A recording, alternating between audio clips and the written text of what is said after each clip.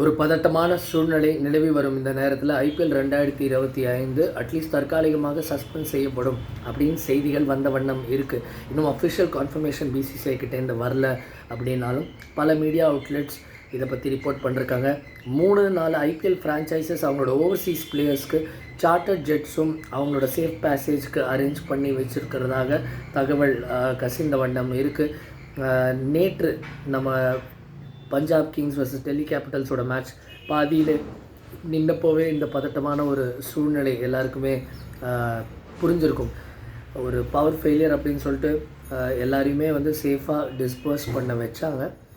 Disburse ஆனதுக்கப்புறம் கூட ஒரு கேள்விக்குறி இருந்துக்கிட்டே இருந்தது. இன்னும் 12 மேட்சஸ் இருக்குது இந்த ஐபிஎல் 2025. அது நடக்குமா, எப்போ நடக்கும், எப்படி நடக்கும்னு.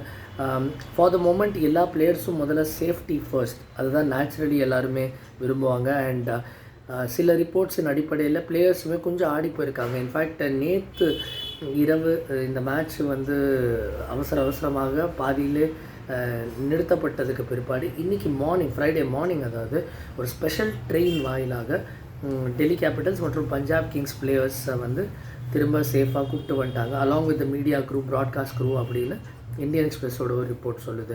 இதை அடுத்து இப்போது நிறையா ஓவர்சீஸ் பிளேயர்ஸும் கன்சர்ன்ஸ் தெரிவிச்சிருக்காங்க. அவங்க நாட்டுக்கு திரும்ப போகணும், சில பேர் அவங்க ஃபேமிலிஸோடையும் இருக்காங்க அப்படின்னு. அதில் 3-4 ஃப்ரான்ச்சைசஸ் ஆல்ரெடி சார்ட்டர்ட் ஜெட்ஸ் அரேஞ்ச் பண்ணிருக்காங்க அப்படிங்கிறதையும் தெரியப்படுத்தியிருக்காங்க.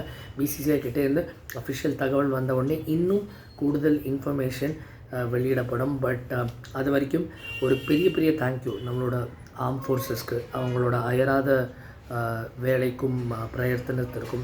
அண்ட் ஒரே ஒரு விஷயம்தான் நம்ம எல்லாருமே இந்த நேரத்தில் ஆசைப்பட முடியும். அமைதி திரும்பவும் நிலவணும், சீக்கிரம் நிலவணும். அண்ட் எல்லாருமே பாதுகாப்போடு இருக்கணும். ப்ளீஸ் டூ கீப் வாட்சிங் the space for more updates. வர கெத்திஸ் கிரியேட்டிவில் நீங்கள் பார்க்கலாம். உங்களுக்கு இந்த சேனல், இதில் வர கான்டென்ட் பிடிச்சிருந்தா do subscribe to Gethis creative. Thank you for வாட்சிங்.